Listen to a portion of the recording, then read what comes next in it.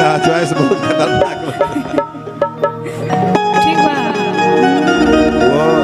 वो सॉन्ग भोजपुरी जौन गाना बा वो सॉन्ग के किनारे सब बात देखिए भोजपुरी तो वैसे देखा जाए, देखिए भैया भोजपुरी जो नस्ली बा वो लोकगीत में जो चैता चैती कजरी झूमर सोहर निर्गुण पूर्वी हर सीजन के गीत संस्कार के गीत जन्म लेला से लेके मरला तक के गीत संस्कार के सब भोजपुरी है। लेकिन रोवा लोग के चूंकि दोसर भोजपुरी बा वो हम समझता नहीं, तो चूंकि हम वो टाइप के भोजपुरी ना गाइला जौन हम गाइला तो हम गाए ठीक बा, ठीक बा ना।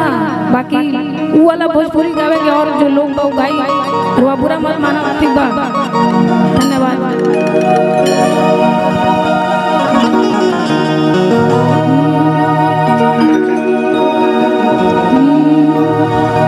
फिल्म के जौन गीत बा हमार जाना कर वाला बहुत प्यार दिले बनी।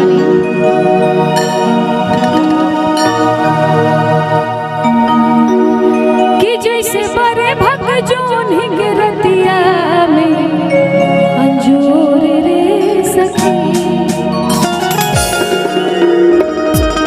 कि जैसे बड़े भक्त जो निगरतिया में अंजूर रे सखी, कि पिया जी के मुस्की सुनने वाली जा, हाँ तो जरा जोरदार ताली बजा के हल्ला करके बताए जरा ये हल्ला कैसे होला, जैसे गाना के फरमाइश होता उससे हल्ला होला। कि जैसे बड़े भक्त जो निगरतिया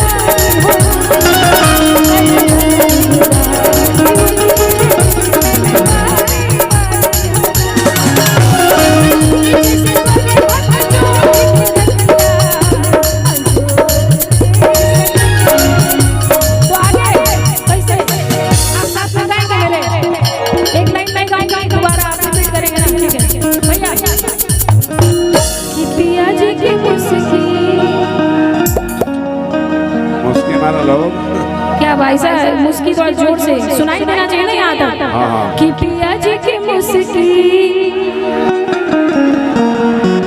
वाह आप लोग भी गाएंगे ना, आपकी भी फरमाइश है। कि पिया जी की मुस्की, पिया जी की मुस्की रिपीट करना, ठीक है। कि पिया जी की मुस्की, वो लोग तो सारे देखिए वो लोग जीत रहे हैं, आप हार रहे हैं। अभी सोच लो वो पार्टी बहुत मजबूत है, तो इधर अगर मजबूत बनना है तो रिपीट करिए। कि पिया जी के मुस्की, वाह क्या बात है। ये ना तो सर पिया जी के मुस्की हमारा